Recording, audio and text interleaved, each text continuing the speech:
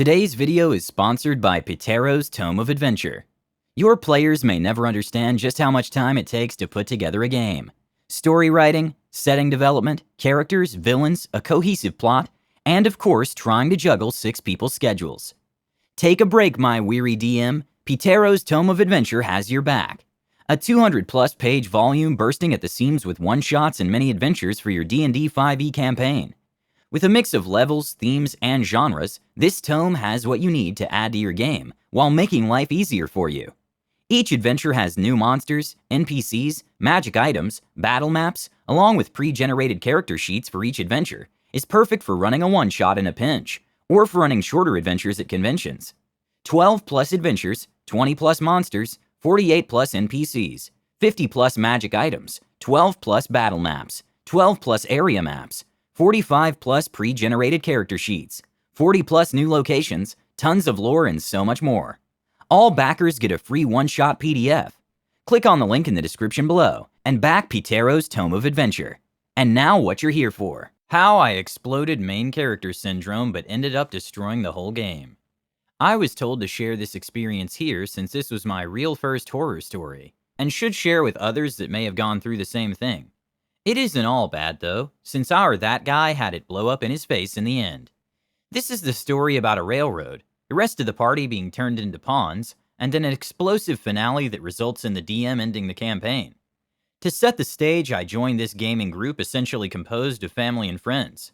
There were about 5 of us players, but I'll only list the ones that are more important. Me, Dragonborn Barbarian, Stabby, Goblin Ranger, DM, the DM, and Protag, a human paladin. We've all played D&D before, but only Protag and myself were what I'd call veterans of the game. I hadn't played an in-person game since 2020, so I was very excited to be a part of this one. The game starts off normally enough. We all introduce our PCs and the party gets a rhythm going. I would honestly say the intro sessions were great.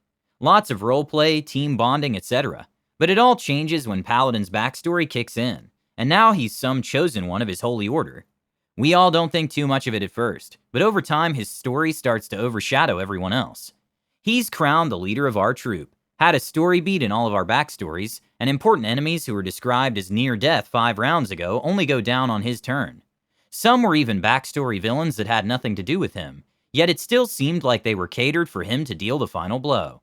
Since we were playing in a setting largely composed of humans as well, me and Stabby were often made to work harder or secluded from RP sessions and meetings with important NPCs. As the story progressed, we even had to pay more for potions and items unless Protag was with us. Only him, not any of the other players who were also human. Now let me explain. I don't mind a setting that has these kinds of social dynamics in them. In fact, I find them interesting. I can understand if there are injustices in a D&D setting since most DMs do this, so the PCs can make a difference outside of combat scenarios as well. But since we were at the whims of Protag, and he was more focused on his own power creep, we never really got around to it. He would even use this world-building footnote against our characters later, when he felt we were stepping out of line. I tried to just roll with it since I was getting an in-person game. Half the people here were my family. I didn't want to ruin it by being a mope. I had already kinda checked out due to all the sidelining, but Stabby, my cousin, was getting sick of it. She starts getting a bit more vocal about the favoritism. This may have provoked Protag to lean further into his own ego as he didn't appreciate her criticizing his character arc. It's a bit late, but now it's here that I should mention that Protag is the friend of DM, who in turn is a friend of my other cousin. So before this, half of us didn't really know him. It is my belief that Protag's behavior only began to change after he had become more comfortable with us. So at this point it was a bit of a drag, but it was about to get a lot worse. Protag got crowned as king of a new nation he formed. Now if everyone was a side character before, we were all pawns now. Barely any of us got any time to do anything significant outside of roles as much of the RP was taken by Protag. The rest of the party had already given up on our backstories, which was the most depressing thing about this by far. We were nearing what I'd call the end boss of the mid-arc. The party had just dethroned an evil wizard king, and Protag was doing his Protag screen time interrogations. Most of us were checked out since it had been about 8 minutes of just the DM and Protag talking, when the DM suddenly made the wizard king try and kill one of the other PCs. This was supposed to be an epic in-game moment, I presume, but it would end up being the catalyst for the campaign's end. One of us tried to counterspell. Nope, it's too high of a level and they failed to roll. So we ask what the spell looks like, and it was described as something along the lines of, you all know it's power word kill. So, what do? Now we're all paying attention. DM lets us roll initiative to try and RP our way out of this. Like it was slow motion intervention. Stabby ends up rolling the highest. She aims an arrow and ends up killing the Wizard King. We all start out of game to celebrate because this was the first boss kill she'd gotten since forever. But Protag suddenly marches his paladin up to Stabby and says, "You fool!" Now we're all shocked. Suddenly the Wizard King rises as a lich due to some magic stuff, and we all have to run away. Back at Protag's castle, Protag is going off about how we royally screwed up his plan. It is then explained that he and the DM had played a few one-on-one sessions without us, and that Protag had information the rest of us couldn't have possibly known about. He was also given an amulet that would allow him to imprison the soul of the Wizard King, and gain new spells if he had delivered the killing blow. Stabby then says something like, "Big deal, it's not like you need any more power anyway." But that didn't sit well with Protag, since his character was serious and deep, while her character was built off a joke. By now, his anger is starting to bleed into real life, and he and Stabby are starting to get a bit heated. Stabby, being the mature one, leaves the conversation in-game. The awkward table atmosphere leads to the party all leaving the castle to do their own things, leaving me and Protag in his throne room by himself. I think, hey, maybe I can RP now to progress the story, and maybe get it into Protag's head that he should have maybe told us about all these important notes. So I try to speak, but he's having a hard time calming down, and dials it hard into his RP. He calls us all useless and keeps on moping about his now missing power-up. I try again to reiterate that if this was so important, why didn't he tell us? And that's when he attacks me. Yup, just strikes my character saying something like, "I'm king, I owe you all nothing." DM is a bit shocked, but allowed it. I think it's just a one-off, but nope, he's taking his annoyance out on me.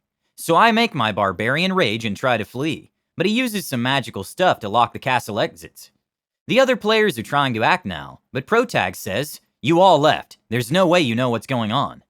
I suggest we end the game here, but Protag forces the DM to continue since he's having fun again.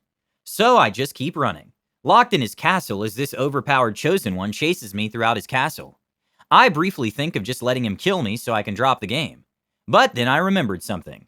A few sessions ago, we had stopped a band of pirates from blowing up a port. Protag had taken all their gunpowder in order to try to homebrew some new firearms for his army. I ran straight to the cellar and hoped he followed me. To play it up, I really went hard on the half HP of my barbarian and said, "I go to the cellar to try and hide." It isn't long before Protag corners me in the cellar and starts to repeat this mantra he always uses whenever he kills a big bad. I use my turn to activate my Dragonborn's chromatic warding, telling him to back down in character one last time. He uses his turns to RP some random on-the-spot reasoning as to why his character is suddenly being so violent against mine, leaning heavily into the homebrew setting's views on the non-human species. Now at the table, I'm pretty chill about this, so he thinks it's no big deal that he's going to kill my PC. He asks me if I'm ready to roll a new character, and even suggests what I should bring to blend in with his kingdom better. His next turn, he attacks me. I'm barely alive due to barbarian rage at this point, but it's all I need. On my next turn, I use my breath weapon on the room and light up the cellar full of gunpowder. Now, in the previous session where Protag had gotten his gunpowder stock, Protag had ruled that each exploding barrel was equal to one fireball spell, which the DM allowed. Realizing now that all of his barrels were lighting up in his face, he tried to rule that they were more akin to alchemist flames. But with me and the other players having a laugh at the whole experience, we forced the DM to stay true to the previous ruling. The DM nervously looked to Protag and agreed, and so the dice began to roll. Now he collected 50 of these things, which are all base level fireballs essentially. At max, both he and I would be taking a total of 2,400 fire damage, and at worst, 400 fire damage. Even with his magic items that have spell damage, there was no way he could survive this, especially with us being only level 8. I, on the other hand, being a red dragonborn who had activated my level 5 chromatic warding feature, was outright immune to fire damage. And that was that. Protag was dead, burnt to a crisp due to about 1,000 or so fire damage. It was of course rolled using a dice app since none of us had that many d6s. I stepped out of the burning hall like a corny action movie, and the DM promptly ended the session. For a while, Protag skimmed through his sheet and mine in order to try and find some loopholes, but came out empty-handed. About a week later, the DM messaged our chat and told us he was ending the game. Apparently, he didn't know what to do now since Protag's character was dead. He had written so much of the plot around him that there was nothing else he could think of. I said we could just retcon the previous session, but he just wanted to end it. So I'm without a party again. But if it wasn't for my family also playing there at the table, I would have left many sessions ago. Honestly, blowing him up was the most fun I had in that game outside of the opening. It was a drag and none of us had signed up to be a pawn in someone else's power fantasy game. I never talked to the guy again because we never really talked outside the game in the first place. The chat died and we all just moved on. I don't know too much about ProTag, so I can't in good conscience say he was a complete asshole to the core. But I can say he was at least a bit too full of himself, and is someone I wouldn't want to game with going forwards. I know this was a long one, but I hope you enjoyed this tangent if you made it this far. Thank you for listening. Sweet karmic justice. Nothing sweeter than a player's own power literally blowing up in their face. Please share your stories about that guy getting what he deserves. Don't forget to subscribe to our channel, All Things D&D. Stay tuned for more amazing Dungeons & Dragons content.